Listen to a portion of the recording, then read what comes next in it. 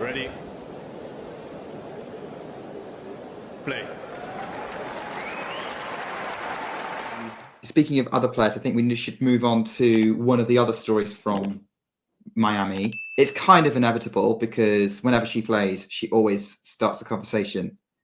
And that's Iga Swiatek, who is in the quarterfinals. Was looking kind of patchy, but beat some relatively decent opponents like Ilia Svitolina. Was a good match for they played a good match at the night session in the last 16. And then, Alex Eala came and shook her to her core in the quarters. But there's just a lot of discussions about Iga Swiatek at the minute, online, in the media. And I think, the kind of question everyone keeps saying is, how much does it matter that Iga Swiatek seems to be performing below her capability?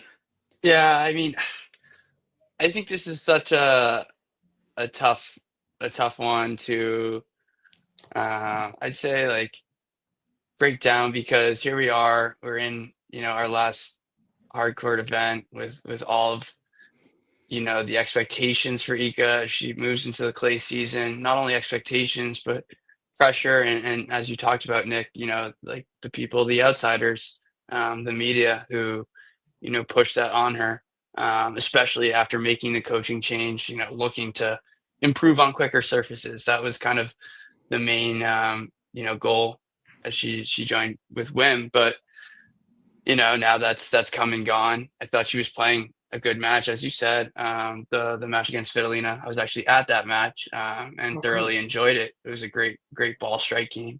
Movement was on full display from both players, and as we talked about Svitolina, like such a consistent player, always tough to defeat, and doesn't go away. So I thought that was a great win. In terms of the Iala loss, it's kind of hard to even accept or, like you have to see it to believe it type of thing because it was such a big upset. But, you know, she played into Iala patterns of play. She wasn't, I guess, uh, as good as she needed to be on second serve.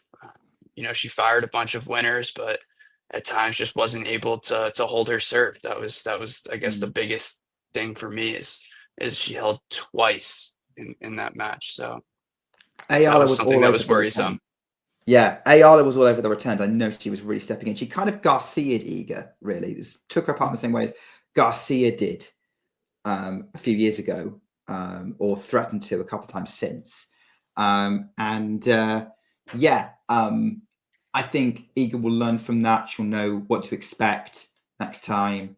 I think there's also an element of how Ayala handled that match. I think this defeat will age well because it obviously will depend on Ayala's career trajectory, but certainly I think like the Noskova defeat last year in the Australian Open, it will probably age well. I think for me with Swiatek, because I had a lot of thoughts and trying to do you know what? It's not worth trying to kind of I'd love to get a coach on and talk to them or talk to a player about it, but I think where I'm kind of at with this is this. Iga Swiatek, in comparison to the rest of the field, is still playing really, really well. She has got to the minimum quarterfinals of every single event that she's played. That is solid top 10 or above ranking results. She has. She's obviously, you could talk about the manager defeats or whatever. In comparison to previous years, it's not as good a start. And, if you want trophies to be your main measure, then obviously it's not great. Iga herself would probably give herself a B for the year. I would say if you're going to grade it, it'd be a B so far for Q1 for this opening hardcourt swing. But if you look at her overall performance throughout the season so far, I'd say only 3 players have done better than her. Really, she is, and that's Arena, Madison, and Mirror. So when you look at it in that way, in comparison to the rest of the field, she still, and look at the way she got through those draws. She kind of cruised through, even holding off a really tough match with Svitolina in Miami. So yeah, that's kind of where I am with Iga Swiatek. Is it depends on what you're comparing her to when you're kind of drawing an assessment, and when you're kind of comparing Mount Kilimanjaro to Mount Everest, that's gonna be a challenge. I'm hoping those two aren't the same place, but yeah, that's kind of where I'm at with Swiatek at the minute. Is she's fine. She's performing in line with my expectations. Again, in the piece that I wrote, said that like she just needs to do enough to qualify for the WTA finals. She's doing more than enough for that trajectory. Clay is going to be where the real test is going to come. That's where we're really going to see where she's at relative to how she should be. But game wise, how she handles herself, yeah, I think I understand where she's coming from. I respect where she's coming from. I wouldn't tell her to change anything. She's just got to figure out how to consistently play her best when she can. Because when she plays her best, I think only really Arena can be a problem. Agreed.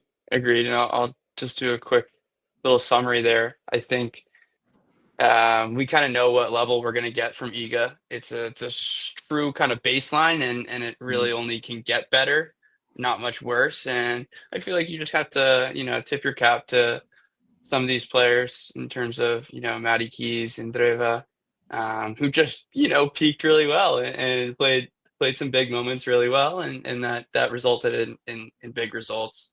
Um, but maybe she wishes she had a title. The only one I would have, almost, drew her in would be Indian Wells, and Andreeva played awesome. So, like you said, enough to get herself in the WTA finals. It's a solid hard court swing, and now it's time for her to go do what she does best. There's part of me that wonders what would have happened, say, if Keys and Andreeva hadn't caught fire at Australian Open Indian Wells, what those two Arena Iga finals would have been like. Right. Because you would have had, that would have been Iga's best chance against Arena on a fast hard court, because Arena was a little patchy in Australia, although she raised her level to try and match what Madison was bringing. And Andreeva got under Arena's skin at Indian Wells. And I think on a slow hard court, Iga could have done the same. So it's one of those things. It's like, it's all what ifs. Arena could have won both matches. And actually something I was thinking about was, so at this point in the year, Iga still hadn't won a trophy, but if she got to the final of all 5 big events that have happened so far and lost to Arena in every single one of them, the conversation would be very different, I think.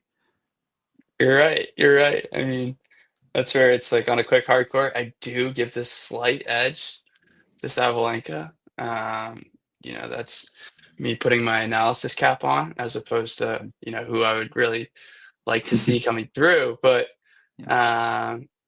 that's why I feel like Indian Wells would be the only one where it's like, okay, here's a chance. But yes, you're right. I think we could have actually had a lot of those finals, and we would be having different conversations. But until the next swing. Until the next swing, hey, it's all about when it's Iga. Clay is when the spotlight gets bigger, but it's also where she thrives the most. And Exactly. Iga Swiatek on a clay court is just one of, you just have to like bask in its awesomeness, just how good she is when that forehand really gets going on clay. If you enjoyed this video, make sure you hit that like button.